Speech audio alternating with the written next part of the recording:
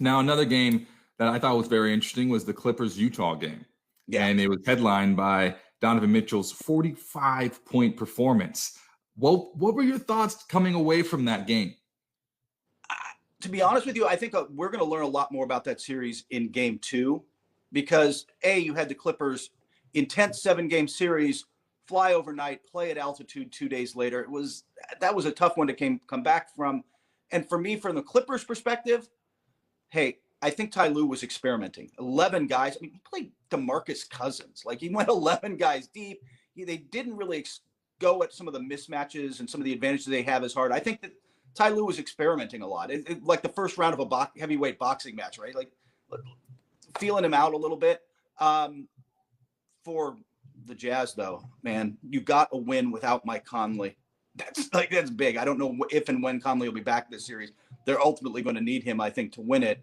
But they got a win without him. They got a huge night from, like you said, from Donovan Mitchell. And they weathered a stretch where they missed like a ton of shots in a row, like 20 shots in a row or whatever. But they weathered that and still came back to win. That speaks well. And this is still a team with a lot of depth and a lot of versatility and a lot of options that Quinn Snyder can tap into. Yeah, when you look at those 3-and-D type of teams, you're basically feasting or famine. It's feast or famine.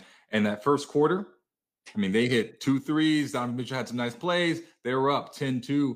And then it was that slump you were talking about. And then it looked like the Clippers just don't go away. We've talked about this plenty of times. When Dallas had shooters shooting well and Luka was having 40-point triple-doubles, 30-point triple-doubles, Kawhi and those guys would always just hang in there. And it was just like, these guys don't tap out.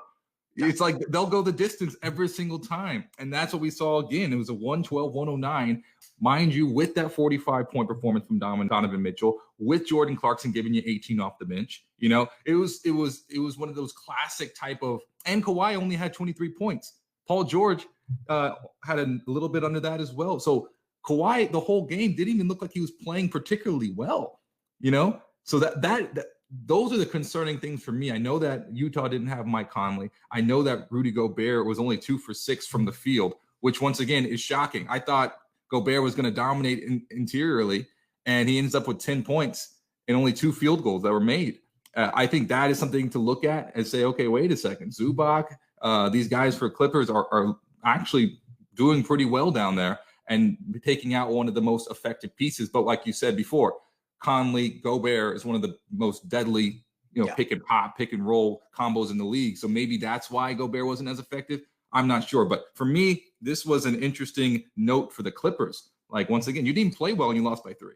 And they had to score 45 points to beat you. Yeah. By the way, you're going to see a lot more Kawhi on Donovan Mitchell, but Mitchell's a whole different problem, right? Like, Doncic came off the pick and roll last series and kind of, he's a survey and he's strong enough to kind of get to his spots, but he moves at his own pace, right? Donovan's just fast, man. He comes off that pick and just explodes into the paint. And if you're half a step late getting over or with your rotation, he's just gone. It's a different problem for the Clippers, and we'll see how they adjust over the course of the series. They looked half a step slow at moments on him because he is just so fast, and they weren't used to dealing with somebody with that level of athleticism having the ball in their hands the whole time. No, they were not, but we'll see. I mean, he already has, I think he's averaging 27, 28, just under 28 points a game in the playoffs over. I mean, it's just his performance is remarkable.